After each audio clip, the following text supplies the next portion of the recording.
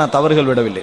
பாவம் ஒரு சைடு, அந்த நோக்கத்தில் என்ன செய்யல, நான் தவறுகள் விடவில்லை. உமர் இப்னுல் கத்தாப் ரலியல்லாஹு அன்ஹு அவர்கள் மிம்பரில் வைத்துக் கொண்டு சொன்ன ஒரு அழகான ஒரு வார்த்தை, மௌத்து செய்தி வர வர உமர்லாம் சொல்றாங்க, குல்லு யௌமின் யகூலுன மாத ஃபுலான் வ மாத ஃபுலான். எந்த நாளும் எல்லாரும் சொல்றாங்க இவர் மரணிச்சிட்டாரு, அவர் மரணிச்சிட்டாரு, இவர் மரணிச்சிட்டாருன்றாரு. சொல்லிட்டு உமர் ரலியல்லாஹு அன்ஹு அவர்கள் அதை உள்ளம் ததும்ப அவரோட செய்தியை சொல்றாங்க, வஸயதி யௌமுன் வஸயகூலுன மாத உமர். ஒரு நாள் வரும், அந்த நாளில் உமர் மௌத்தாகிட்டார் என்று சொல்லுவாங்க மக்கள். அந்த நாளில் உமர் மரணித்து விட்டார்கள் என்று மக்கள் சொல்லுவார்கள். உமர் ரலியல்லாஹு அதை ஒரு சம்பவமா சொல்றாங்க. அவருக்கு அதை நினைக்கின்ற பொழுது என்னது, ஒரு பெரிய ஒரு வேதனையாக, ஒரு பெரிய ஒரு செய்தி அவர் நினைக்கிறாரு. எந்த நேரம் என்ன செய்தி நியூஸ் வருகிறது, எந்த நாளும் ஒரு செய்தி வருகிறது, என்ன மௌத்தாகிட்டாரு மௌத்தாகிட்டார். அதான் ஒரு அறிஞர் ஒரு ஸ்பீச்சில் ஒரு உரையில சொல்லுகிறார், நம்ம வளமையா என்ன செய்யறோம், எப்போ பார்த்தாலும் நம்ம போனை ஒன் பண்ணா என்ன செய்தி வருது, ஒரு மரணிச்சிட்டாரு, இவர் மரணிச்சிட்டாரு, இவர் மரணிச்சிட்டாரு. இதே மாதிரி உங்களை பத்தியும் ஒரு SMS என்ன செய்தி போக போகிறது.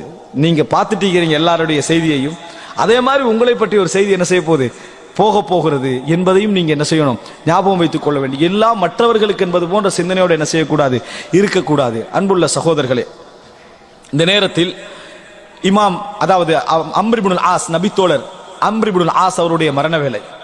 அந்த மரண வேளையில நான் ஒரு சில விஷயங்களை இந்த இடத்துல ஞாபகப்படுத்துகிறேன். மரணம், நல்லவர்களுடைய மரணத்தில் நம்மளுக்கு படிப்பினை உண்டு. அவங்க அதுக்காக வேண்டி தான் வாழ்ந்தாங்க. அந்த மரணத்தை எதிர்பார்த்து அந்த மரணத்தை இலக்காக வைத்து வாழ்ந்தார்கள். மரண நேரம் அவங்களுக்கு என்ன செஞ்சது, நிம்மதியாக இருந்தது.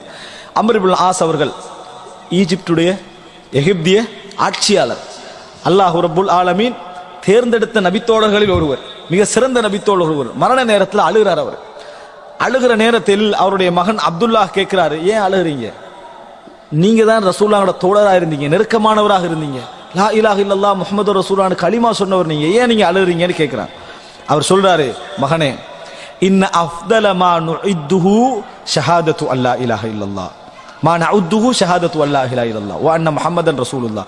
நாங்கள் வாழ்க்கையிலேயே நம்ம செய்த மிகப்பெரிய அமலாக நினைத்துக் கொண்டிருப்பது லா இலாஹ இல்லல்லாஹ் முஹம்மது ரசூலுல்லாஹ். அதல்ல நான் அழுவதற்கான காரணம், நான் என் வாழ்க்கையில் இன்னி குந்து அலா ஹயாத்தி அலா அத்பாகின் தலாதா, என் வாழ்க்கையில் 3 கட்டங்களில் நான் இருந்திருக்கிறேன். அந்த கட்டங்களை நான் இப்பொழுது எண்ணி பார்க்கிறேன் என்று சொல்றார். அந்த கட்டங்களை நான் இப்பொழுது எண்ணி பார்க்கிறேன். ஒரு கட்டம், இந்த உலகத்திலே மிக வெறுப்பான ஒரு மனிதராக, மிக மோசமான ஒரு மனிதராக எனக்கு இருந்தவர் முஹம்மது ஸல்லல்லாஹு அலைஹி வஸல்லம் அவர்கள். அவரை கொல்வது போல ஒரு சந்தோஷம் எனக்கு இருக்கவில்லை, அவரை வெட்டி விடுவது போல ஒரு மகிழ்ச்சி எனக்கு இருக்கவில்லை. நான் நினைத்து பார்க்கிறேன், நான் அந்த நேரத்தில் மரணித்திருந்தால், அந்த நாளில் நான் மரணித்திருந்தால், லகுன்து மின் அஹ்லின் நார், நான் நரகவாதிகளில் ஒருவனாக இருந்திருப்பேன். அல்லாஹு தஆலா என்னை அந்த நிலையை விட்டு காப்பாற்றினான். நான் அந்த நேரத்தில் அன்புள்ள சகோதரர்களை நினைத்து பாருங்கள், எமது வாழ்க்கையில் நான் அந்த நேரத்தில் மரணித்திருந்தால் என்று சொல்லக்கூடிய எத்தனை கட்டங்கள் நாங்கள் கடந்திருப்போம், எத்தனை நேரங்களை நாங்கள் கடந்திருப்போம். நாம் அந்த நேரத்தில் மரணித்திருந்தால் என்று சொல்றார். அதுக்கு பின்னால் நான் இஸ்லாத்துக்கு ஏற்றேன். இஸ்லாத்தை ஏற்ற பின்னால் இந்த உலகத்திலே எனக்கு மிக விருப்பமான மனிதராக நபி அவர்களை தவிர வேறு யாரும் இருக்கவில்லை. அவருக்கு நான் வழங்கிய கண்ணியத்திலும் மஹப்பத்திலும் காரணமாக நான் அவரை ஏறெடுத்து பார்க்க மாட்டேன், இப்படி பார்க்க மாட்டேன், நேர பார்க்க மாட்டேன். காரணம் கண்ணியத்தின் காரணம், அவர் வச்சிருந்த மரியாதையின் காரணமாக நான் நேர பார்ப்பது எனக்கு தயக்கமாக இருந்தது. மிகவும் விருப்பமான ஒரு மனிதராக அவர் இருந்தார். அவரோடு சேர்ந்து எத்தனையோ தியாகங்களை செய்தோம். நான் நினைத்து பார்க்கிறேன், அந்த நேரத்தில் நான் மரணித்திருந்தால் லகுன்து மின் அஹ்லில் ஜன்னah, நான் சொர்க்கவாதிகளில் ஒருவனாக இருந்திருப்பேன், நான் சொர்க்கவாதிகளில் ஒருவனாக இருந்திருப்பேன். ஆனால் 2 கட்டத்தையும் நான் கடந்து வந்துட்டேன். 2 வரல, அதுவும் வரல, இதுவும் வரல. நபிகளாருடைய மரணத்துக்கு பின்னால் உலகம் எங்களுக்கு திறக்கப்பட்டு விட்டது. ஆட்சியெல்லாம் நம்ம அடைஞ்சிட்டோம், அனுபவிச்சிட்டோம், உலகத்துல நிறைய வாழ்ந்துட்டோம். நான் பயப்படுவதெல்லாம் அல்லாஹ் ரப்புல் ஆலமீன் அதற்கு இதை சமமாக்கி விட்டானோ, தியாகத்திற்கு இந்த நிலைகளை எனக்கு சமமாக்கி விட்டானோ என்று நான் பயப்படுகிறேன். நான் சொர்க்கவாதியா நரகவாதியா என்ற சந்தேகத்தில் நான் இப்ப மரணிக்கிறேன் பாரு, எனக்கு தெரியாது பாரு. இந்த நிமிடத்தை நினைத்து நான் அழுகிறேன், இந்த நிமிடத்தை நினைத்து நான் கலங்குகிறேன் என்று சொல்லி கண்ணீர் வடித்தார்கள் அம்ர் இப்னுல் ஆஸ் ரலியல்லாஹு அன்ஹு அவர்கள்.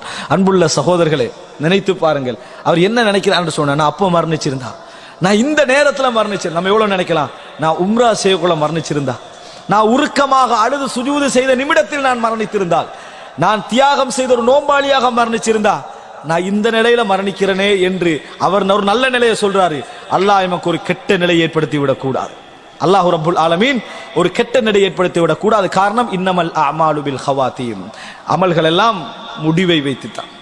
அமல்கள் எல்லாம் அதனுடைய பெருமதியையும் அளவை வைத்தல்ல, முடிவை வைத்துத்தான் என்பதை புரிந்து கொள்ள வேண்டும். பிலால் ரலியல்லாஹு அன்ஹு அவர்கள் மரணப்படுக்கையில இருக்கிறார்கள்.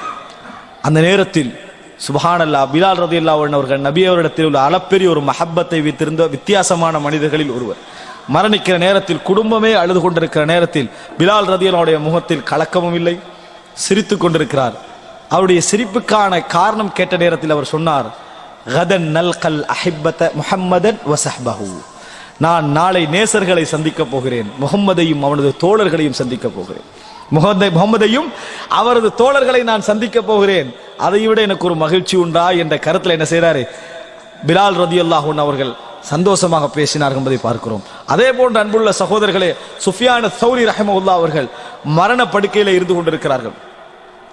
அவருக்கு பக்கத்தில் இருந்த மாணவர்கள், ஹதீஸ் துறை அறிஞர்கள், மார்க்க விற்பனர்கள்லாம் சூளைக்கிறாங்க.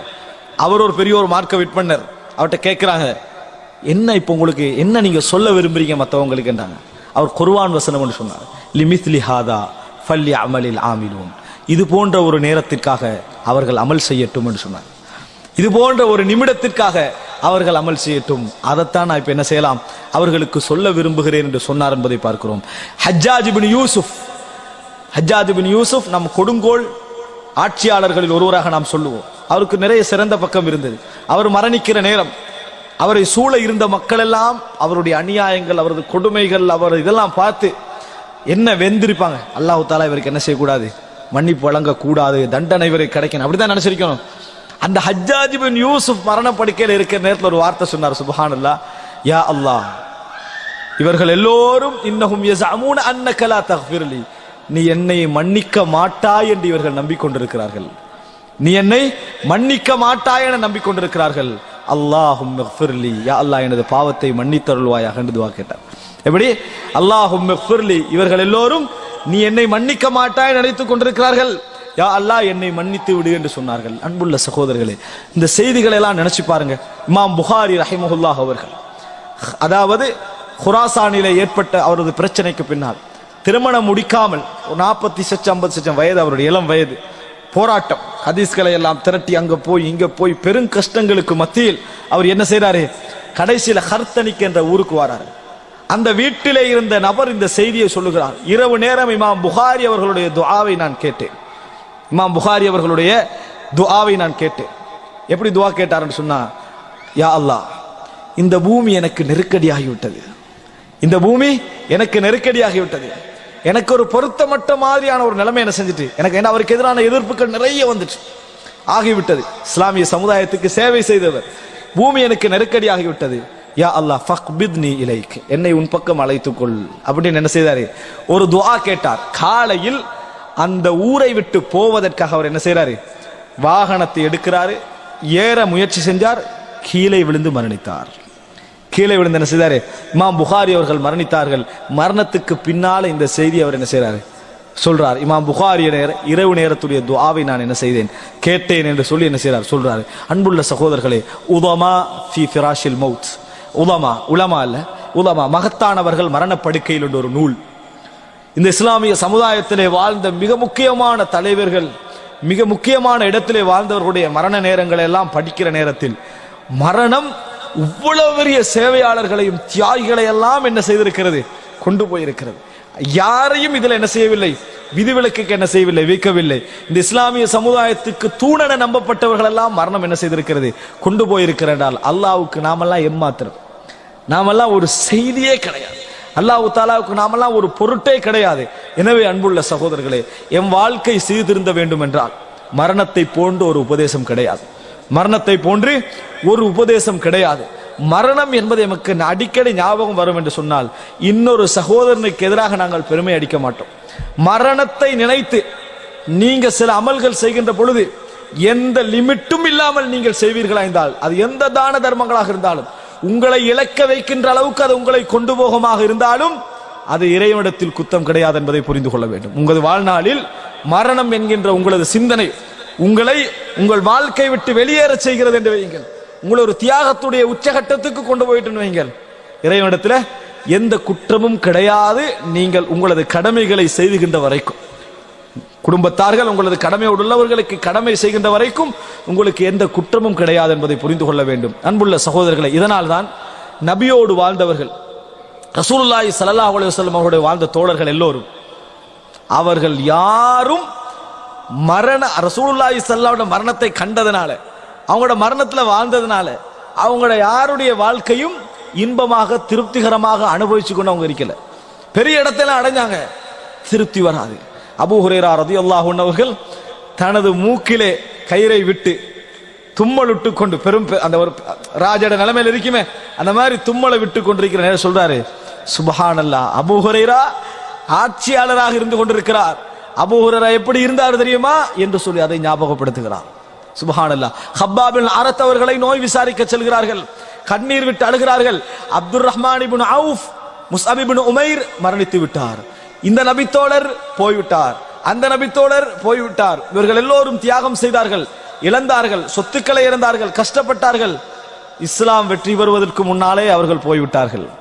அவர்களுடைய அமல்களை இந்த உலக நன்மைகள் எதுவும் அளிக்கவில்லை. ஆனால் நாங்கள் தியாகம் செய்து உலகத்தை அனுபவிக்க ஆரம்பித்து விட்டோம். நான் பயப்படுவதெல்லாம் அதாவது எமது நன்மைகள் அனைத்தும் இந்த உலக நன்மைகளுக்காக அளிக்கப்பட்டு விட்டனவோ என்றுதான் நான் பயப்படுகிறேன் என்று சொன்னார்கள்.